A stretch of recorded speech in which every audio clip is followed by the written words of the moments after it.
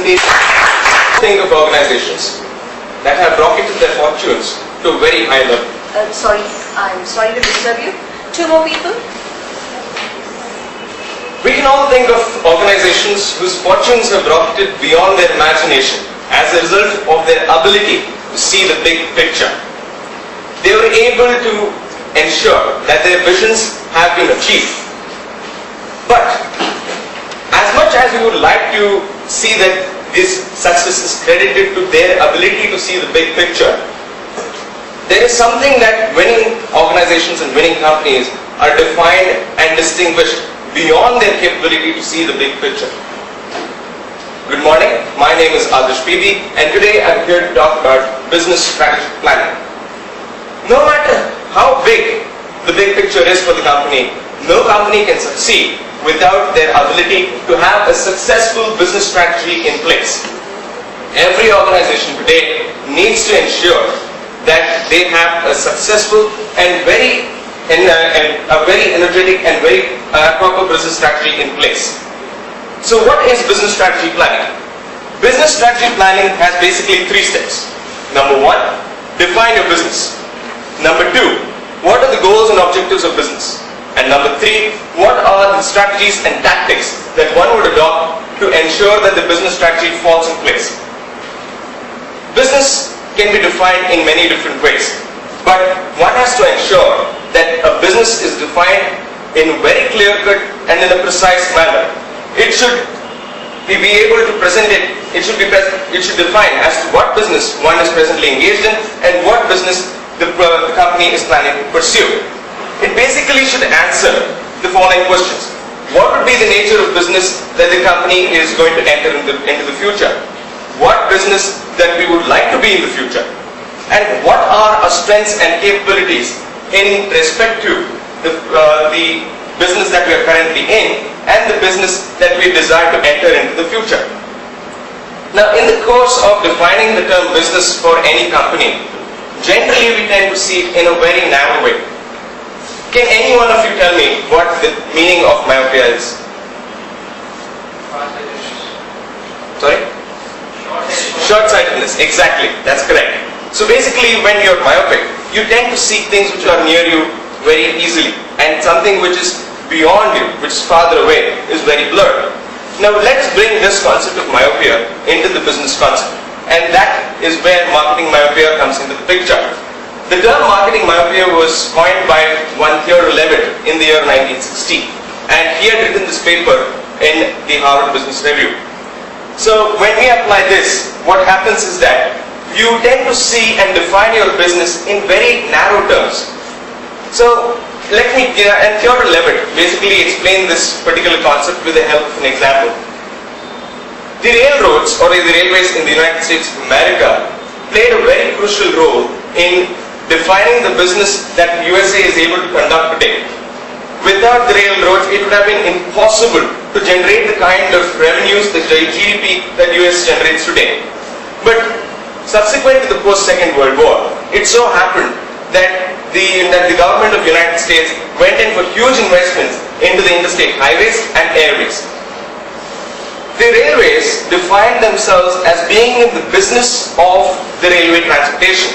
So they always seem to see that their competition was other railways, other operators in the business of the railroads. As a result of this, they were not able to see as what was happening to their entire market share. Customers will always tend to go for something which is cheaper. They fail to understand the needs of the customers, as a result of which they lost a lot of customers to the trucks and to the airways. Now once we have understood the concept of marketing myopia, let us see how myopic you are. So, who sells the largest number of cameras in India today? Anybody? Nokia. That's right, Rahul is right. Nokia sells. They have it in almost all their phones, and lots of people here have Nokia phones with cameras on them.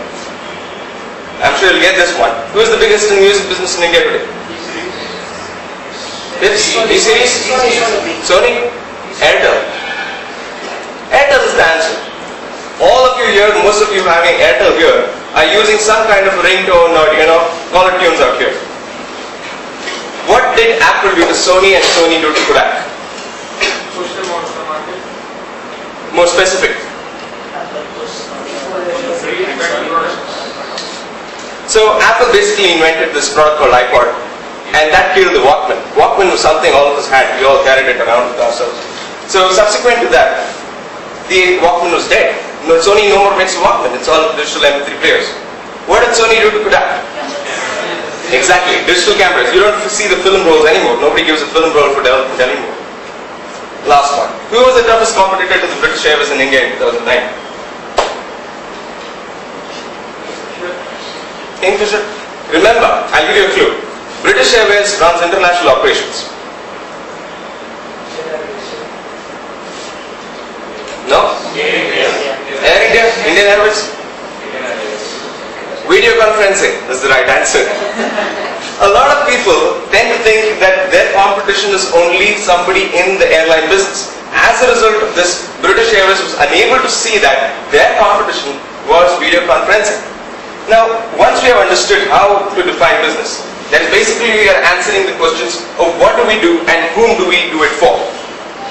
Let us go to the next stage of the business strategy plan, developing organizational goals. Organizational goals are basically the goals which you would tend to see are provide a focus on what needs to be achieved. How are we going to achieve our goals? At some point of time or the other, we have all heard that we need to set goals for ourselves. It is very important to have goals, whether be it in our own personal lives, career, or even for business. The tenure of the goals may play a very important role in the business world. Today, if we are to set goals, short-term goals and long-term goals would be two ways of setting goals. Short-term goals may be, say, reduction of prices by around, say, 3%. But we have to be very specific. Goals have to be very, very specific, and they should see and hit the point. Long-term goals could be developing new markets. Subsequent to this, the third stage of business strategy plan is defining your strategies and tactics. Strategies are long-term in nature. Say I want to become the largest automobile retailer in India today. That is one of my strategies. I would want to do this. This is my objective. So how do I do it?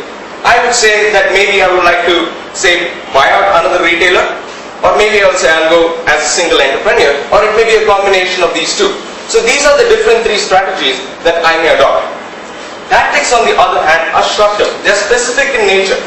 To achieve this strategy of becoming the largest automobile retailer in India, I will probably go and advertise in the 3 largest daily newspapers in the world today, or in India for that matter, or probably buy airtime on the radio. Let us further First, objectives. Objectives are what you want to achieve and should be specific, measurable, and within a time frame. For example, to increase sales by 10% in 3 years. Next, strategies. These are ways in which a firm can achieve its objectives. For example, targeting a new market segment. Lastly, tactics. These help achieve the strategy. For example, creating a new advert aimed at the new market segment. Objectives are always very clear. Note how our example stated exactly what was to be achieved. Increase sales by 10% in 3 years. The objectives will give a firm a sense of direction and the ability to decide clearly if the objective was achieved or not. In 3 years' time, there's either been a 10% increase in sales or not. To achieve this objective, a firm may decide on a course of action. This is a strategy. For example, to increase sales by 10%, the strategy may be to target a new market segment. Johnson's did this by targeting women who could use their baby lotion as a moisturizer. And finally, tactics. Tactics help the strategy.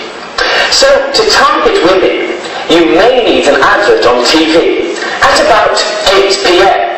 after Coronation Street.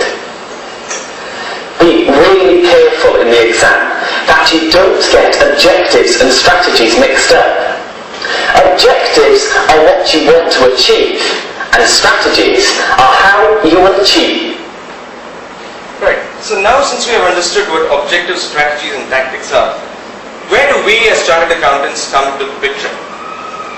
We are all sitting here, all as chartered accountants today. At some point of time or the other, we all want to aspire and become a CFO of a company. So what is the role of a CFO in the business strategic plan?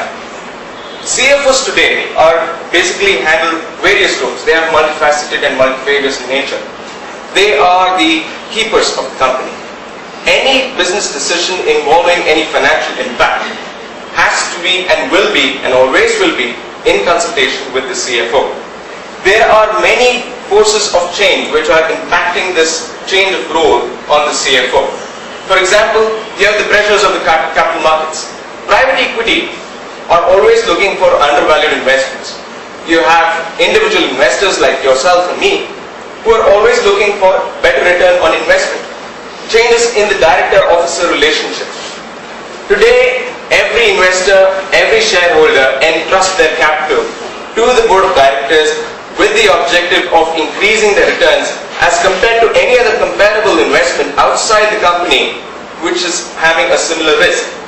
There's a changing role of the investment relationship officer also.